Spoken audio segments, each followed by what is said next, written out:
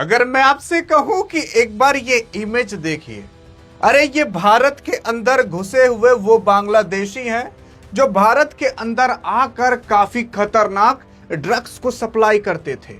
आज इन्हीं माफिया और इन्हीं ड्रग्स माफिया को इंडियन आर्मी बीएसएफ के जवान ने भाई साहब दौड़ा दौड़ा कर पीटा है। और पीटा नहीं बल्कि दो को तो टपका दिया है, और टपकाने के बाद बांग्लादेश को प्यार से सौंप दिया, लीजिए आपकी अमानत।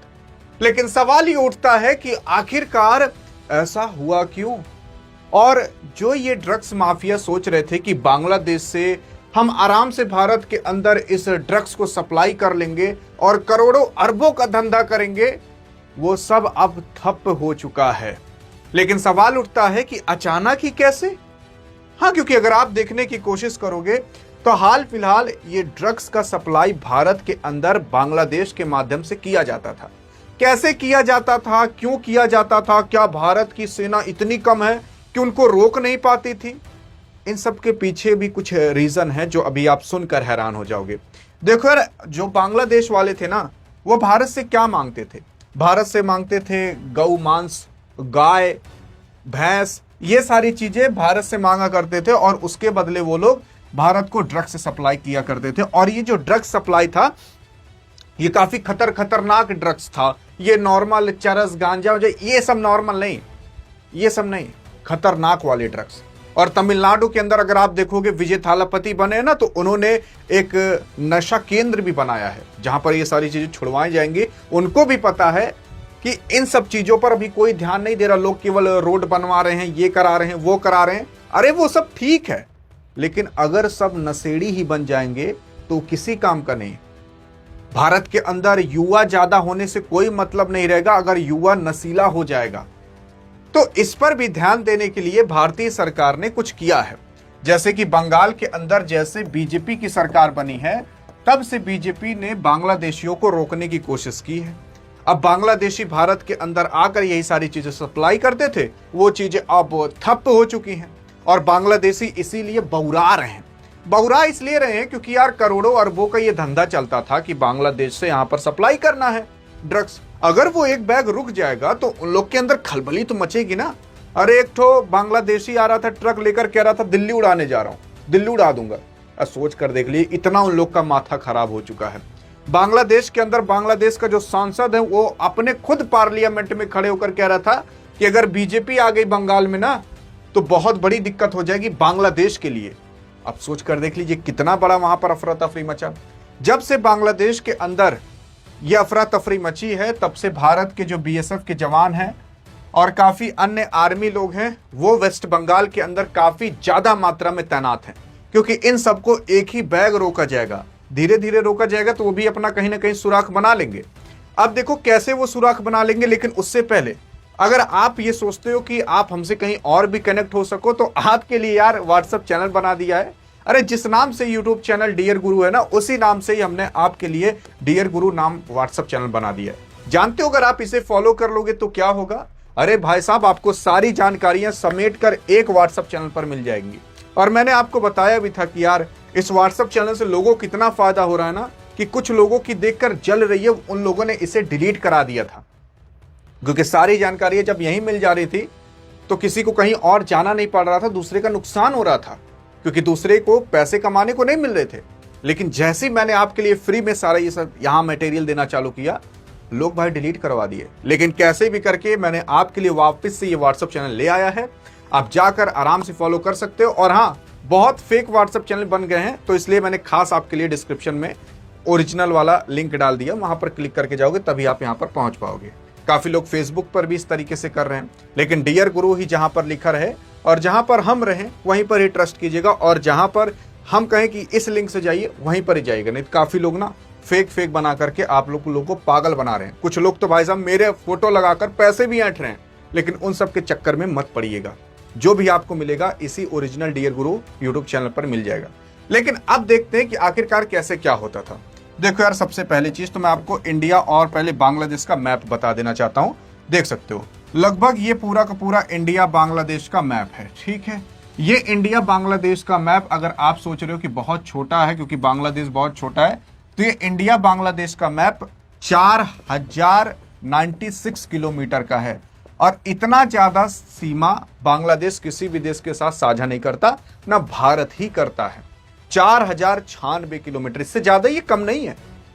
अब आप खुद सोचकर देख लीजिए, इतनी बड़ी सीमा पर आप कितने जवान तैयार कर दोगे।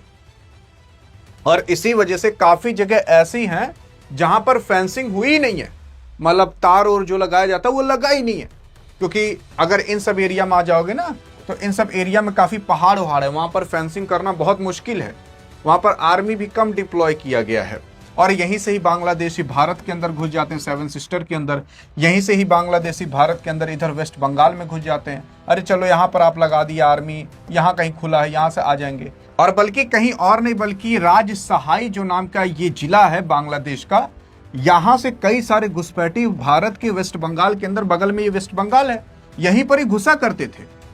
और अब ये लोग सोच रहे थे भैया कि इलेक्शन हो गया, क्या पता वैसे नॉर्मल माहौल रहे। लेकिन बीजेपी ने पहले कह दिया था कि हमारी पहली प्रायोरिटी रहेगी कि बांग्लादेशियों को भगाना। तो बांग्लादेशी यहां पर ड्रग सप्लाई वापस जारी किए, लेकिन उसके बाद भाई साहब खदेड़ लिए बीएसएफ वाले। और जो बांग्लादेशी भारत के अंदर घुसे थे और जो वापस भागने की कोशिश कर रहे थे ना, वो लोग यार वापस भागते भागते भारत के बीएसएफ पर अटैक भी कर दिए। तब भारत के बीएसएफ वालों का मूड सनक गया, धाए धाए चला दी गोली, और उनकी नहीं निकली बोली। तो वहीं पर ही 2 आतंकी ढेर हो चुके थे, और मतलब वो 2 मर गए। और जब उनसे पूछा गया अस्पताल ले जाएगा, तो उन्होंने खुद बताया कि हम बांग्लादेश से हैं, ऐसा ऐसा काम करते थे और बाकी तमाम चीजें। और उसके बाद जो दोनों मर गए, उन लोग को सौंप दिया गया बांग्लादेश, लो हमने तुम्हारे 2 ठो मार दिया, कहा कि ऐसा काम ये करते थे। उनके कोई जवाब ही नहीं उन लोग के पास कि भाई साहब आपने क्यों मारा। तो ये तमाम चीजें थी, वही तमाम चीजें यहां पर लिखी हुई हैं, आप आराम से समझ सकते हो। इस वजह से भारत अभी तक रोक नहीं पा रहा था, लेकिन अब उसको रोकने के लिए काफी ज्यादा यहां पर सतर्कता बरतनी पड़ेगी भारत को, ताकि बांग्लादेश से ये जो ड्रग्स और बाकी अन्य चीजें होती थी वो कम सप्लाई हो, या फिर पूरी तरीके से रोक दिया जाए। देखो पूरी तरीके से रोकना तो बहुत मुश्किल है, लेकिन अगर 50% 90% भी कम कर दिया गया तो वो बहुत अच्छी बात है। लेकिन अगर देखा जाए ममता बनर्जी, तो आप देख सकते हो ममता बनर्जी ने अभी जो लड़कियों को ये जो साइकिल बांटी थी, वही सेम साइकिल बांग्लादेश के स्टेशन पर बिक रही थी। अब सोच कर देख लीजिए वो साइकिल वहां पर कैसे पहुंची। मतलब जैसे लगता था बंगाल और बांग्लादेश दोनों आपस में बहुत कनेक्ट है। कुछ दंगा उंगा कराना रहता बांग्लादेश को भारत के अंदर, तो आराम से वो करा सकता था। लेकिन अब वो सारी चीजें बंद हो जाएंगी। जी हाँ, अरे कई जगह तो ऐसा रहता था ना कि ये खेत पार करो, उधर बांग्लादेश है, इधर भारत है, कोई बीच में फेंसिंग ही नहीं है। फेंसिंग का मतलब कोई तार ही और ही नहीं लगा। तो लेकिन अब वो उन सब चीजों पर भी अच्छी खासी निगरानी रखी जाएगी, ताकि बांग्लादेशी भारत के अंदर आकर घुसपैठ या कुछ और ना कर सकते। मैं आपको एक एग्जांपल देना चाहता हूं। याबा नाम का एक ड्रग्स था, ये बहुत खतरनाक ड्रग्स है।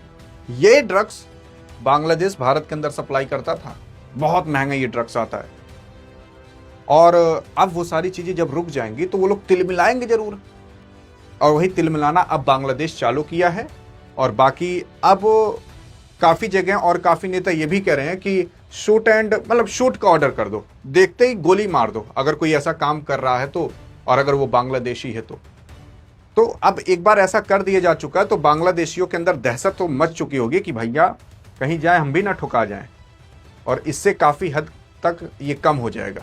बाकी आप क्या कहते हो कि ये करना सही है कि गलत? हमारे हिसाब से तो बिल्कुल सही है। बहुत से लोग कहते हैं कि तुम बीजेपी की बेइज्जती क्यों करते हो। लो आज तारीफ कर दिया। देखो यार, हमारा काम है बेइज्जती नहीं बल्कि गलती निकाल कर बताना, क्योंकि सरकार का काम अच्छा काम करना, और अगर वो अच्छा काम नहीं कर रही तो बताना जरूरी है ना। आज अच्छा काम भी बताया गया, बुरा काम करती है तो बुरा काम भी बताना चाहिए। ऐसा मत सोच लो कि यही सब कुछ है, यही भगवान है। काफी लोग हैं गाली बकते रहते हैं, लेकिन बहरहाल उससे कुछ फर्क नहीं पड़ता। और एक जानकारी चाहिए तो इस वीडियो में मिलते हैं, तब तक लिए जय हिंद जय भारत।